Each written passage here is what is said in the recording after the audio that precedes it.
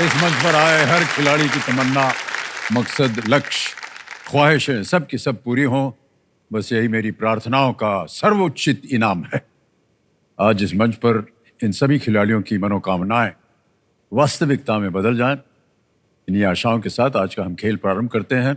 हमारे सामने roll over contestant बैठे हुए हैं मिलन सिंह, प्रद्युमन सिंह, जेठवा जी। और कल जैसे ही ये 10वें प्रश्न पर पहुंचे, 3,20,000 उन्होंने जीत लिया था, बज गया हूटर और वहीं खेल समाप्त हो गया। बहुत बढ़िया खेले मिलन सिंह जी, बहुत से कठिन प्रश्नों का इन्होंने उत्तर दिया। आज का खेल जो है इनके साथ हम शुरू करेंगे 11वें प्रश्न के साथ, और तीनों लाइफलाइन इनकी जिंदा है। मिलन सिंह जी, एक बार फिर आपका बहुत बहुत स्वागत। और आपको बता दें, मिलन सिंह जी जो है ये गाना गाते हैं बहुत बढ़िया, और इन्होंने गिटार अपने आप सीखा है और गाना भी अपने आप सीखा है, और काम ये कर रहे हैं, पंचायत सचिव हैं ये। आप लोगों को समझ में आया कि पंचायत सचिव क्या होता है? मिलन जी ने हमको जो समझाया था वो हम समझने की कोशिश किए, थोड़ा बहुत समझ पाए भाई साहब, ज़्यादा नहीं समझ पाए। कि गांव में जितने जगह हैं, आप हर दरवाजे पे जाते हैं और डेटा लेते हैं उसका, और फिर सरकार को सूचित करते हैं। साथ ही साथ जो टैक्स देना होता है उनको, वो भी आप इकट्ठा करते हैं। Yes sir. और हिसाब किताब देना पड़ता है इनको कि गांव में कौन क्या है, कैसे है, वो सारा कुछ। सही कहा कि नहीं भाई साहब? Yes sir, definitely. ऑलराइट, इतनी हमने आपकी तारीफ कर दी, आपकी तरफ से एक भी हमारे लिए तारीफ नहीं आई। सर, आपको तारीफ की जरूरत ही नहीं है सर। ऐसे ही खिंचाई कर रहे थे। तो भाई साहब कैसा लग रहा है आपको? अरे ठहर जाए, आपके मामा जी को प्रणाम करते हैं और आपके भाई साहब को प्रणाम। ये इनके साथ कंपेनियन के रूप में तालियां बज जाए उनके लिए। हाँ मिलन जी, अभी कैसा लग रहा है आपको? सर बहुत अच्छा लग रहा है। जैसा कि सर मैंने कल बोला था कि मैं first time ever Gujarat border cross करके यहाँ पे आया हूँ। हाँ। और कभी सोचा नहीं था सर कि पहली बार गुजरात बॉर्डर क्रॉस करूंगा तो इतनी बड़ी छलांग लगाऊंगा और सपनों की नगरी है मुंबई में आके आऊंगा। और सर उससे भी बड़ी बात केबीसी में आना। Sir it's a big dream for me sir, because sir मेरे पापा जो है वो कॉमन मैन है सर, और वो महीने के 8 से 10 हज़ार तक कमाते हैं। वो is a venue coordinator sir. तो मुश्किल था सर सफ़र, और यहाँ पे आना इट्स अ बिग ड्रीम। कोई भी इंसान छोटा नहीं होता है मिलन सिंह जी, मैं आपको बता दूं। Yes sir. इस धारणा के साथ आप मत अपने जीवन काटिए। सबके अंदर एक शक्ति होती है। Yes sir. साधन होते हैं सबके पास।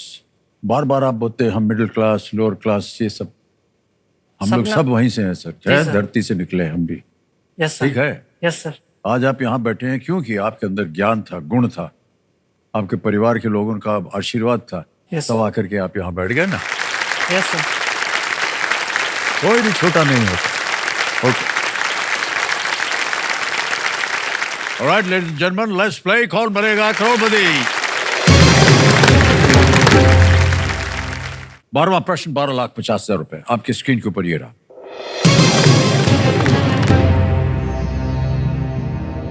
शैगोस या चैगोस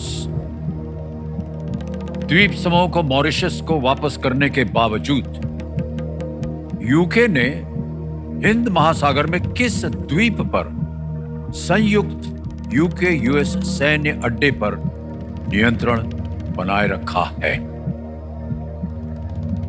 Despite returning the Chagos archipelago to Mauritius, the United Kingdom, UK, retained control of a joint UK-US military base on which island in the Indian Ocean?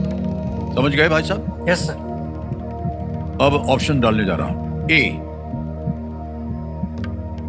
Danger island, B, Bora Bora, C, नेल्सन्स island, D, Diego Garcia.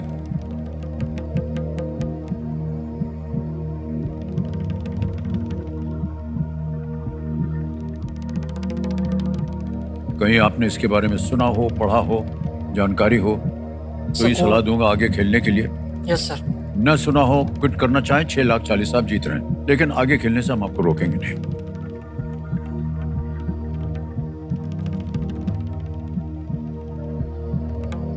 Hind महासागर की sir बात हो रही है, Indian ocean की।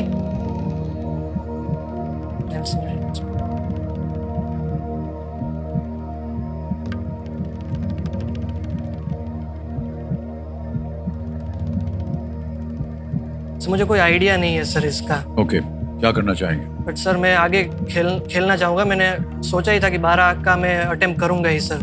मैं double dip लूँगा sir. Double tip लेना Yes, चाह sir. रहे हैं? ओके, डबल टिप लेना चाह रहे हैं, इसको अंकित कर दिया जाए। मान्यवर, अब आप गेम क्विट नहीं कर सकते और 2 अवसर मिलेंगे आपको उत्तर देने के लिए। पहला उत्तर बताइए। Option D. Option D, Diego Garcia कह रहे हैं डी पे तल लगाया जाए।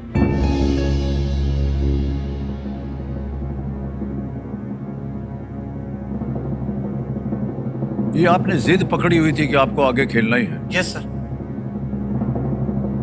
मान्यवर, आपकी जिद पूरी हो गई, बिल्कुल सही जवाब। वेल प्लेड मिलन, बहुत बहुत बधाई आपको।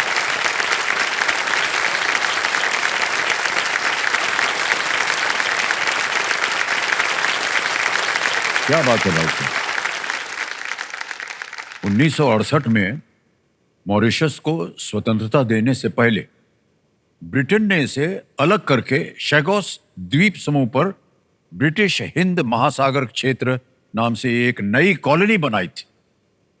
2024 में ब्रिटेन अपने आखिरी अफ्रीकी कॉलोनी को वापस सौंपने पर सहमत हुआ।